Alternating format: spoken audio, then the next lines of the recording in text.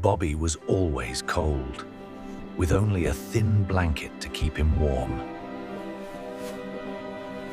One day, he found an old box that glowed with magic light.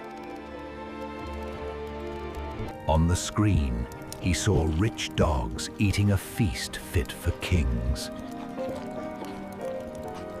His tummy growled as he watched. He was so hungry.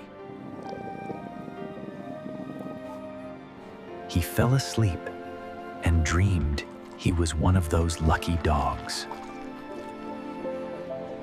But then he woke up. The dream was over, and he was still poor and cold.